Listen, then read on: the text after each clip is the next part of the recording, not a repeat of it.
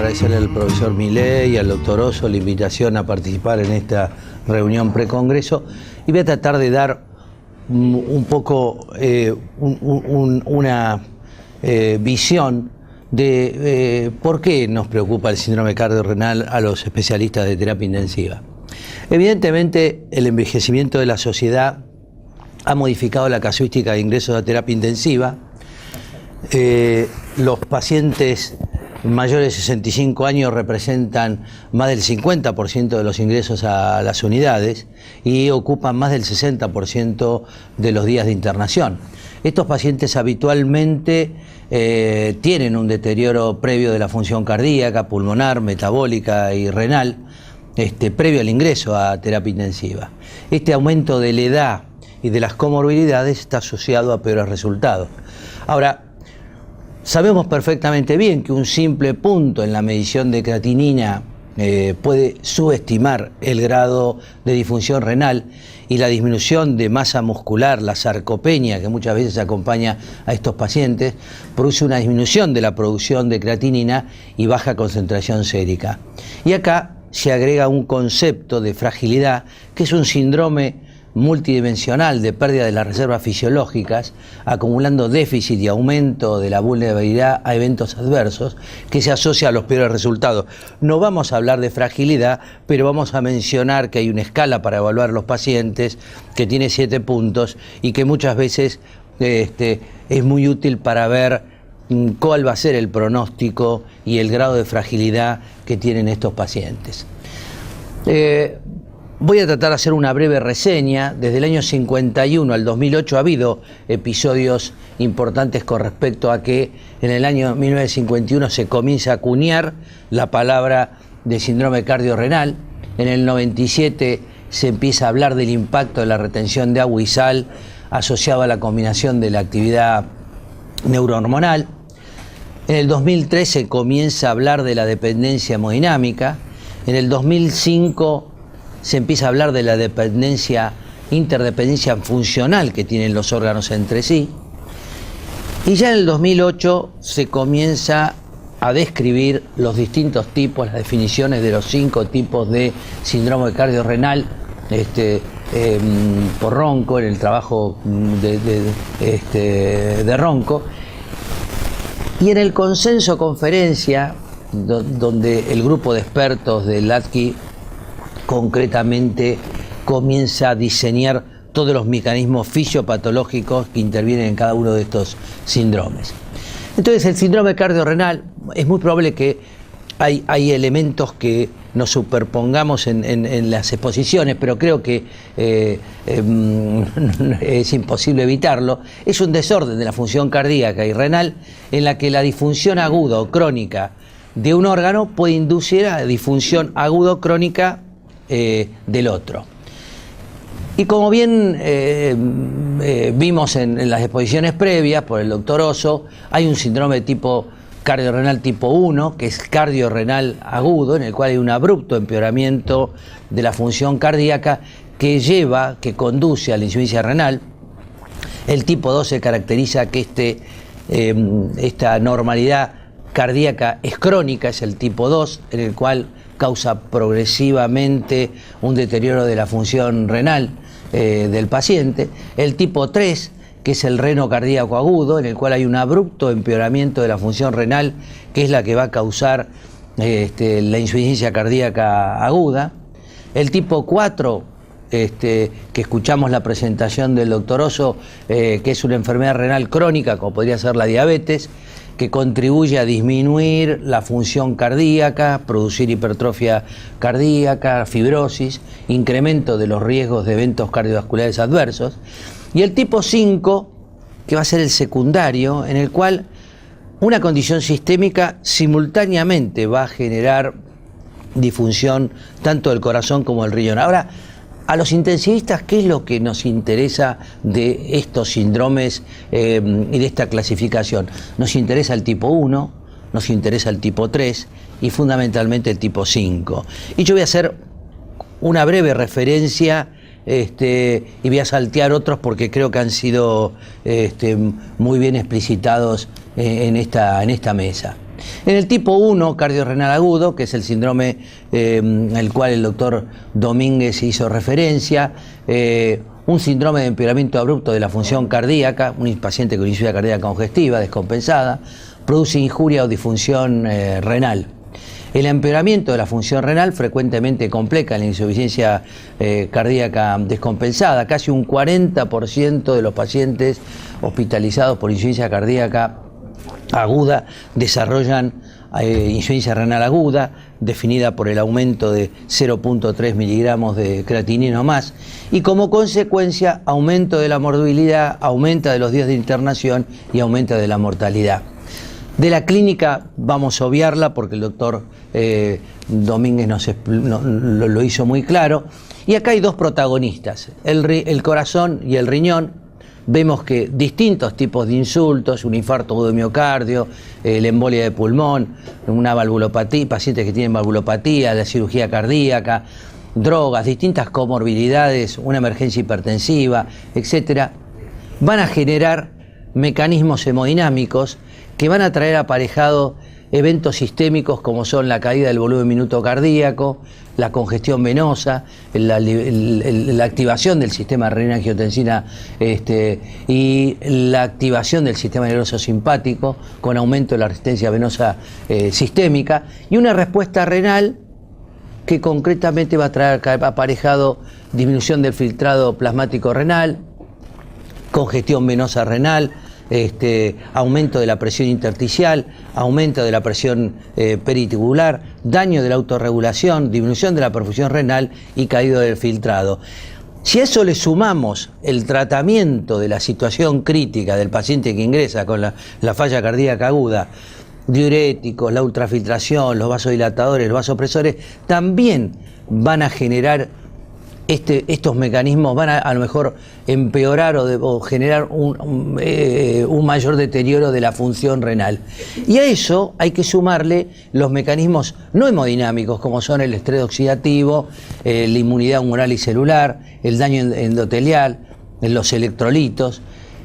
Y esto va a generar seguramente este daño renal, que tiene una correlación histológica de daño tubular, disfunción glomerular, fibrosis, y uno podría tener una correlación con algunos biomarcadores como son el NGAL, el ST2, la creatinina, la cistatina C, y van a tener una correlación con la presencia de proteinuria y disminución del volumen de la excreción urinaria.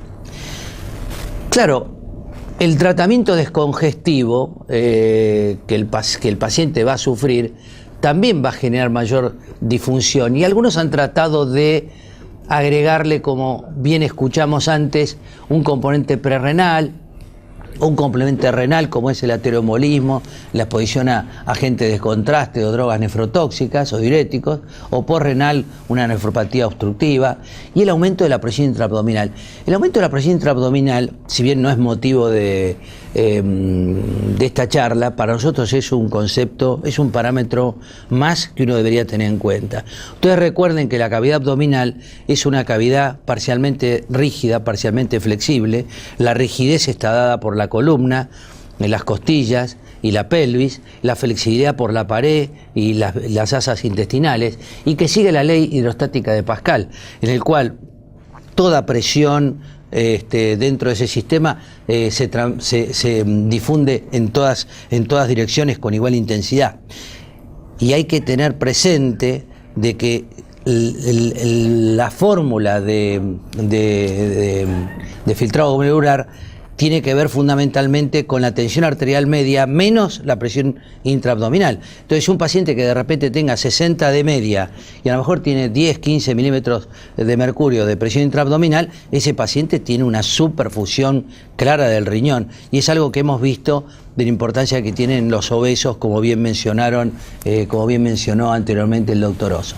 Entonces, la importancia de cada uno de los mecanismos dependerá de cada paciente y o situación clínica. El tipo 2 lo voy a pasar por alto porque el doctor Domínguez habló claramente. Lo importante es que voy a decir es que la insuficiencia cardíaca es un estado proinflamatorio caracterizado por niveles altos de el factor de necrosis tubular de tumoral alfa, que tienen una regulación en alza de los receptores solubles para TNF, alfa, las interleuquinas y diversas moléculas de adhesión celular. E incluso la insuficiencia cardíaca crónica induce a la microalbuminuria y probablemente por daño endotelial y por citoquinas. La fisiopatología la vamos a pasar por alto y vamos a ir al tipo 3, que es uno de las vedettes de terapia intensiva, también así como el tipo 5, en el cual este síndrome, que en lugar de ser cardiorrenal va a ser renocardíaco, en el cual el empeoramiento agudo de la función renal conduce a la injuria o a la disfunción cardíaca. La insuficiencia cardíaca subclínica o manifiesta es una importante determinante que caracteriza este subtipo, y los principales mecanismos por los cuales la insuficiencia renal aguda va a generar disfunción cardíaca son el efecto directo de la insuficiencia renal aguda sobre el corazón y efectos que va a tener la insuficiencia renal aguda sobre otros órganos que van a afectar indirectamente al corazón, y este sería el efecto indirecto al que vamos a hacer referencia. En modelos de isquemia renal, la expresión de citoquinas induce infiltración leucocitaria del corazón, muerte celular por apoptosis y alteración de la función cardíaca como un efecto directo que tiene la insuficiencia renal aguda sobre el corazón. Y ciertas alteraciones fisiológicas, como es el desbalance de fluidos y electrolitos y la uremia, producen insuficiencia renal de órganos a distancia que finalmente afectan la función cardíaca y a su vez generan mayor daño en el riñón como un circuito perverso. Los mecanismos postulados para precipitar la insuficiencia cardíaca son la retención de agua y sal, la sobrecarga de volumen y el efecto inmediato de la uremia sobre el miocardio. Entonces, desde el punto de vista fisiopatológico, cualquier situación, un paciente que recibe contraste, una hipotensión marcada, un paciente con un shock hemorrágico, la severidad, la duración y de acuerdo a la susceptibilidad a las comorbilidades que tenga el paciente va a desarrollar insuficiencia renal aguda y a través de mecanismos directos o indirectos va a generar la lesión a nivel cardíaco. Los directos, el sistema nervioso simpático, como siempre, el sistema de renina-angiotensina, el NOS y el ROS, que son precoces, y mecanismos indirectos como la acidosis, la sobrecarga de volumen, la hipertensión, la hipercalemia, la uremia, la hipocalcemia, y como bien explicó el doctor Domínguez y el doctor Oso de la hiperfosfatemia. Todo esto va a generar un daño a nivel cardíaco, a nivel del miocardio, con apoptosis, disfunción mitocondrial, la alteración de la cadena respiratoria, remodelación, fibrosis y aumento de la coagulación, inestabilidad eléctrica, trastornos valvulares, pericárdicos, miocárdicos, que va a generar como cuadro clínico arritmias, isquemia, infartos, bloqueos, la muerte súbita o la insuficiencia cardíaca. Y el resultado final va a ser la hospitalización mayor y efectos adversos renales. Con respecto al síndrome cardiorrenal tipo 4, al cual ya se hizo referencia el doctor Oso, lo voy a pasar por alto. Y vamos a ir al tipo 5, al secundario, al que es simultáneo el daño cardíaco y renal, en el cual condiciones sistémicas producen esta injuria o disfunción simultánea. El clásico ejemplo sería la sepsis, el trauma, un paciente con pancreatitis aguda grave, en el cual prácticamente hasta un 64% de los pacientes sépticos, por ejemplo, desarrollan insuficiencia renal aguda. se asocia con aumento de la morbilidad y de la mortalidad. Casi hasta un 80% de los pacientes sépticos tienen troponina aumentada y que se correlaciona con disminución de la función del ventrículo izquierdo. Uno diría, la injuria microcirculatoria es el mecanismo principal y que va a producir el aumento de la troponina, el aumento del péptido natriurético, disfunción del VI y diversos grados de insuficiencia de otros órganos. Claro, este síndrome, a través del efecto tóxico de la uremia y de la reducción de la producción de orina, disminución de la voluria, lógicamente va a jugar un rol importante. Hay un marcado aumento de la toxicidad de las neurohormonas, en particular las catecolaminas, que les hemos escuchado esta mañana varias veces, que generan injuria del corazón y del riñón, y en especial en aquellos con polimorfismo de los receptores adrenérgicos susceptibles. Cuando la sepsis se presenta shock, se produce además injuria por isquemia y reperfusión, con posterior injuria endoteliar y mayor deterioro de la microcirculación. A nivel celular y tisular, esta normal señalización celular, el paro del ciclo celular, la pérdida de control sobre el estrés oxidativo, estas alteraciones mitocondriales que generan la muerte celular aguda, la apoptosis y necrosis tisular, van a ser la vía común de lesión de estos pacientes. Los receptores también tipo TOL, de célula miocárdica, particularmente el TOL3, en los endosomas, ha sido implicado en la traducción de señales de las células en la sepsis para la necrosis de miocitos. Y es muy interesante porque hay pacientes que superan una situación de sepsis grave, el paciente recupera, se recupera de la disfunción orgánica múltiple y de repente el paciente sale del área de terapia intensiva, pasa a un área de internación de clínica médica y son pacientes que quedan con insuficiencia cardíaca crónica. Y evidentemente todo este mecanismo inflamatorio se correlaciona con esta evolución histopatológica que van a tener. Para recordar, que creo que un poco ir terminando la exposición, es muy importante comprender los mecanismos agudos y crónicos que regulan la función ventricular, el flujo coronario, la perfusión miocárdica, la perfusión sistémica y la perfusión renal. Y que concretamente las alteraciones hemodinámicas puestas de manifiesto con la presión venosa central y el aumento de la PIA, que de vuelta es un parámetro más a determinar y que es realmente absolutamente importante. Siempre ponemos el ejemplo de que y hemos visto pacientes hiperobesos que tienen de repente, que hemos tenido unos cuantos que son hipertensos, son diabéticos y que ingresan con un edema agudo de pulmón. Si uno realmente no contempla la presión intraabdominal y uno lo trata enérgicamente con diuréticos, son pacientes que vienen realmente con encharcado, uno puede transformar el edema agudo de pulmón en una insuficiencia renal aguda, porque cuando uno determina la presión intraabdominal y la tensión arterial media del paciente, uno se da cuenta de que realmente el paciente ha estado francamente hipoperfundido.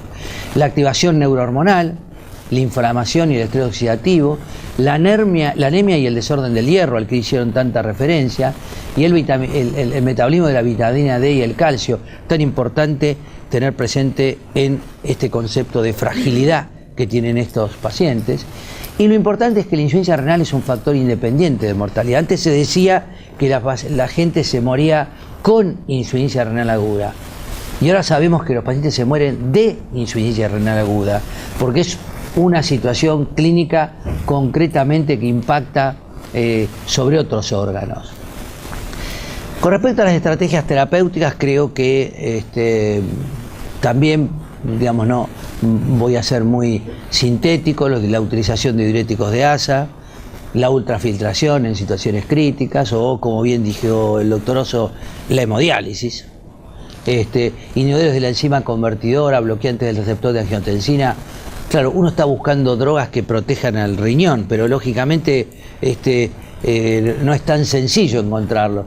Antagonistas de los receptores de la adenosina, que el doctor Domínguez nos habló, el donapofilina y la rolofilina, la dopamina al cual hizo referencia, es cierto, aumenta la perfusión esplácnica y estimula los receptores alfa y beta, pero cuando se la compara con la noradrenalina, la noradrenalina tiene menos efectos adversos. El péptido natriurético en el ensayo, el nesitiride, en el ensayo de Fusion 1 mostró que el uso intravenoso semanal, hay una disminución de la incidencia de internación, pero como efecto adverso los pacientes sufren de hipotensión. En conclusión, el síndrome cardiorrenal es la evidencia de un vínculo adverso entre el daño renal y cardíaco. Existen distintas cascadas inflamatorias que inician la disfunción orgánica a distancia. El consenso del ADQI fundamentalmente abrió un panorama a partir del 2008 sobre los mecanismos fisiopatológicos. No hizo recomendaciones terapéuticas o preventivas, sino que sugirió continuar con las investigaciones. Probablemente toda esta larga lista de biomarcadores que podrían preanunciar el daño renal creo que será el futuro. Nosotros, por ejemplo, en el hospital, junto con el servicio de neurofisiología, estamos a punto de poder determinar en pacientes que ingresan a terapia intensiva algunos biomarcadores, como por ejemplo el ENEGAL, que podrían orientarnos quién desarrolla más riesgo de tener el desarrollo de la insuficiencia renal aguda. Y creo que lo que sí es muy importante del consenso, y eso lo ha citado muy bien, la importancia de la multidisciplina para la asistencia de estos pacientes. Estos departamentos estancos que muchas veces, que parece que el paciente, la unidad coronaria, la terapia intensiva, la nefrología, yo creo que evidentemente ahí pone bien de manifiesto que hay que trabajar en equipo, no solamente para tratar a estos pacientes, sino para establecer distintos ensayos clínicos que pudieran ayudar a comprender este síndrome. Que creo que esta clasificación hecha por Ronco es absolutamente útil para comprender lo que está pasando y que muchas veces son pacientes que se superponen. Pero creo que nos da la impresión de que el conocimiento del síndrome cardiorrenal permite no solamente el entendimiento fisiopatológico, sino a partir de este conocimiento poder aplicar medidas terapéuticas que ayuden al paciente e incorporar un parámetro más, así como es la frecuencia cardíaca, la temperatura o la determinación hemodinámica de la presión capilar pulmonar. Acordarse que existe la presión intraabdominal, que es un método sencillo y que es realmente útil en estos pacientes críticos. Muchas gracias. Bueno.